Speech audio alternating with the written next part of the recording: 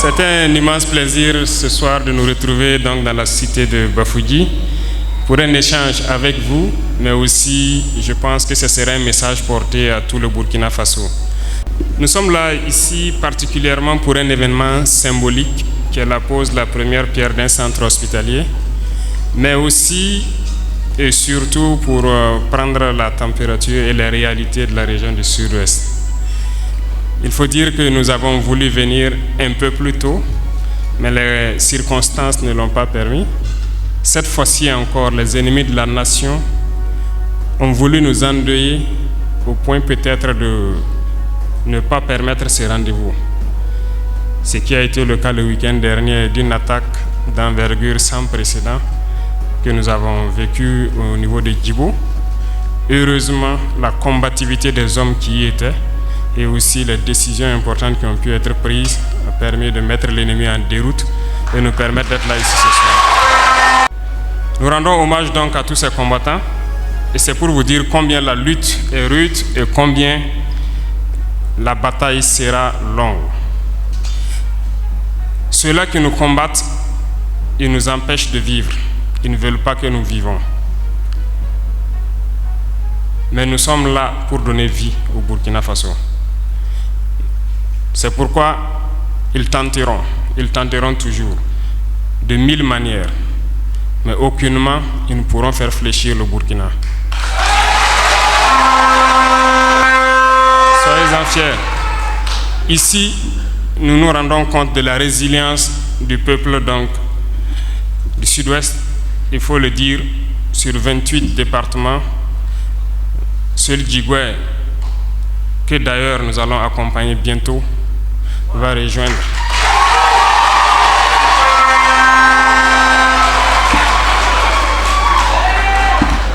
Parce que nous avons foi en vous et vous avez prouvé.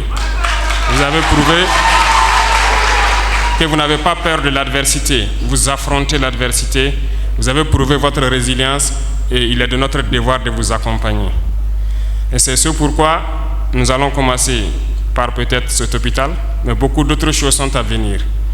Cet hôpital que nous allons poser la première pierre demain, s'il plaît à Dieu, il faut le dire, nous souhaitons que Dieu nous permette de pouvoir aussi réaliser pareil dans plusieurs régions du Burkina Faso qui en ont besoin.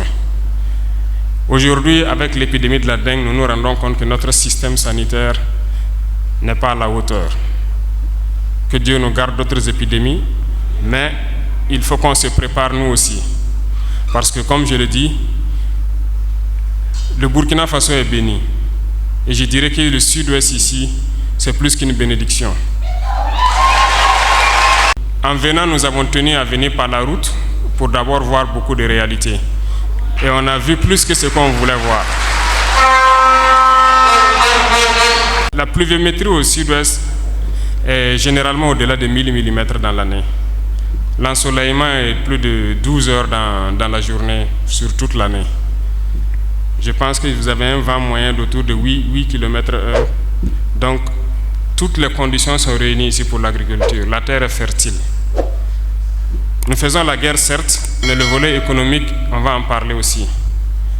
Nous sommes en train de mettre en place un système à travers les chargés de mission des points focaux et les covettes qui seront installés. Ça peut prendre du temps, ça paraît, mais c'est un processus qui permet de mettre dans la tête des gens tout ce dont ils sont capables, mais ils ignorent eux-mêmes. Ici, la pluviométrie est bonne, la terre est bonne. En plus de l'agriculture, le sous-sol est bon. Qu'est-ce qu'on demande de plus à Dieu? Il nous a tout donné. Le reste, c'est à nous de travailler. Et nous sommes là pour éveiller la conscience aussi. Il faut que les Burkinabés se rendent compte de ce que nous avons comme potentialité. Tout est possible au Burkina. J'ai vu beaucoup de bas-fonds non aménagés, non exploités. Et je crois que la saison prochaine, nous ferons tout pour aménager beaucoup et exploiter beaucoup plus. On va mettre le ministère de l'Agriculture sur le coup, parce qu'il n'y a pas de raison quand nous ayons ces bas-fonds-là ici et que nous importons par exemple le riz. Nous devons pouvoir produire et que l'argent de l'or qui est sous votre sol-là serve à construire des routes, des hôpitaux un peu partout au Burkina, au lieu que d'aller payer le riz, l'huile et autres choses à l'extérieur. Nous pouvons produire tout sur place. L'autre jour, j'échangeais avec un opérateur qui a fait un test de culture de tournesol au Burkina. Tenez-vous bien, ça marche très bien. Le rendement est beaucoup plus qu'en Europe.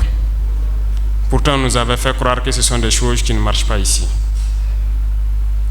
Je vous disais que le blé, il marche très bien au Burkina. C'est en expérimentation, beaucoup de gens ont sémé ça cette année encore. Nous avons tellement de potentialités qu'on ne peut pas finir de citer.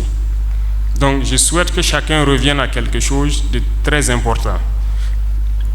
Ce que nous consommons, nous devons le produire ici. C'est important. Donc, nous allons rediriger les gens vers la production, vers la terre, pour que, comme je dis, notre sous-sol et nos ressources naturelles, ce que nous allons avoir de ces ressources-là puisse servir à faire nos routes, à construire des hôpitaux, à faire en tout cas les services sociaux de base. Notre vision, notre rêve, c'est de rendre l'éducation gratuite. C'est à travers tout ça que nous pourrons le faire. Donc, je sais qu'il y a beaucoup de défis dans la région, il y a beaucoup de choses à faire, mais nous échangerons et je pense que j'apprendrai plus dans les échanges que si c'est moi je dois vous parler. Sur ce, je ne vais pas être long, je vais vous laisser poser plutôt les questions auxquelles je pourrai répondre éventuellement.